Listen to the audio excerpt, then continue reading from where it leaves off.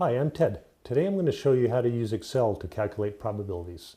To do that, I'm going to use an example that I think most people are familiar with, and that's dice. I've got a spreadsheet that will just do some simple calculations on the probability of rolling different numbers with dice.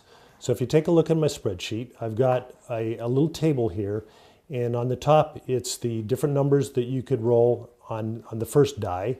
And on the vertical column, in column B, I've got the numbers of ways you can roll numbers on the second die.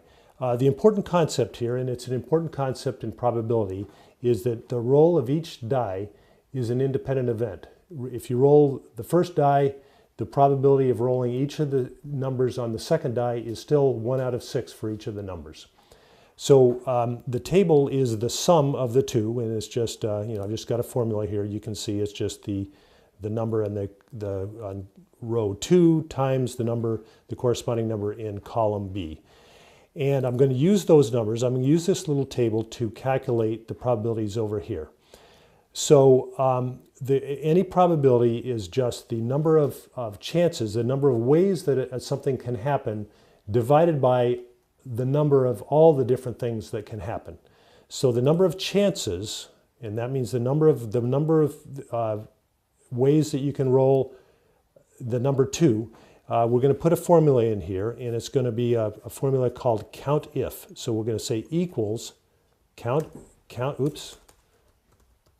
if, and then we're going to have in parentheses, it's some of the newer versions of Excel, it's really nice because when you start typing in a formula, it tells you what you want to enter in.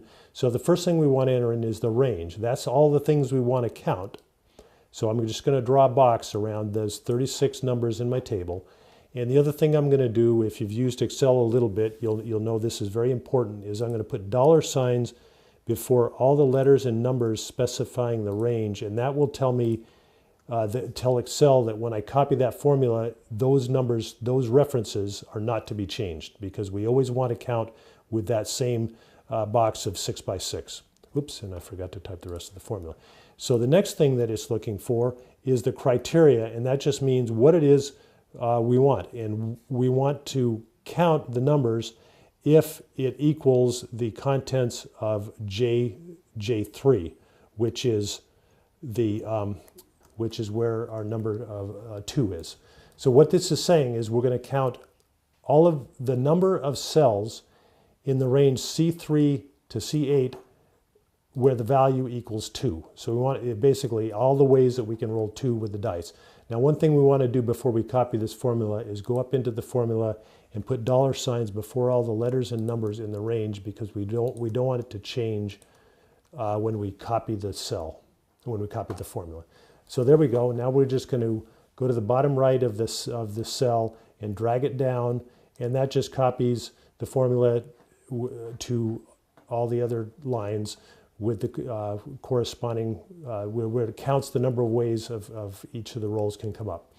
Finally, the probability is nothing more than the number of chances divided by all the number of things that can happen, which is 36. So it's equal to K3 divided by 36. And that comes up with our probability, which I've previously formatted in terms of percent. It's the way probabilities are usually expressed. And we'll do the same thing. We'll drag that formula down, and you can see that the probabilities increase as you go from 2 to 3 to 4 to 5 to 6.